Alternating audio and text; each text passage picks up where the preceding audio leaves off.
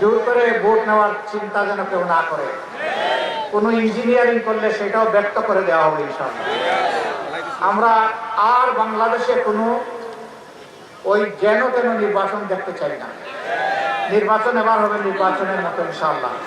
আমরা দেখতেছি বাংলার আকাশে কিছু কালো চিল ঘোরাফেরা করতেছে। ওই কালো চিলগুলা যদি জমিনে নেমে কারো বুকে ছু মারতে চায়, ওদের দানা তুলে দেবে ইনশাআল্লাহ তাআলা রাজি। কেউ যদি আপনাদের ভোট কেড়ে নিতে আসে, আমি আজকে বলে গেলাম, হাতটা ধরে ফেলবেন, মুছড়ায় ফেলবেন।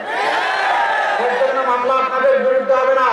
কেউ মামলা করলে বলে দিবেন শফিকুর রহমানের বিরুদ্ধে মামলা করার জন্য। উনি বলে দিয়েছেন, তাই আমরা এটা করেছি। সারা বাংলাদেশে যুবকদেরকে জাগতে হবে, সকলের অধিকার কায়েম করতে হবে। তোমাদেরকে সাথে নিয়ে লড়বো ইনশাআল্লাহ। তৈরি হয়ে যাও, দেশ তোমাদের হাতে তুলে দেবো, খুব তাড়াতাড়ি তুলে দেবো। এই দেশকে নিয়ে তোমরা সামনের দিকে এগিয়ে যাবে ইনশাআল্লাহ।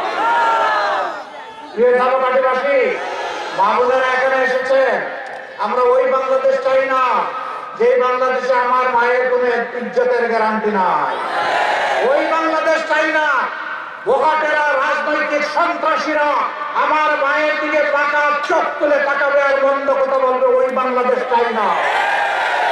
ওই বাংলাদেশ চাই না কোনো দুর্বৃত্ত আমার মায়ের গায়ে হাত দিবে, তার ইজ্জতের উপর হাত দিবে।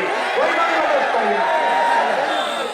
সেই বাংলাদেশ করতে চাই যেই বাংলাদেশের ঘরে, চলাচলে, কর্মস্থলে, শিক্ষা প্রতিষ্ঠানে, সর্বত্র আমার মা, আমার বোন, আমার মেয়ে তারা নিরাপদ থাকবে। সেই বাংলাদেশ আমরা গড়ে দিতে চাই ইনশাআল্লাহ। ওই বাংলাদেশের জন্যই আমাদের লড়াই। আমরা পুরানা বস্তা পচা রাজনীতির যে পর্দা আছে এটাকে ছিঁড়ে খান খান করে দেব। ওটা রাখবো না। ওই পরিবর্তনের আওয়াজ নেই, যুবকেরা রাস্তায় নেমেছিল। সেই পরিবর্তনের মাহেন্দ্রক্ষণ হচ্ছে আগামীবার ইনশাআল্লাহ 13 তারিখ। আল্লাহ যেন আমাদেরকে নতুন সূর্য দান করে।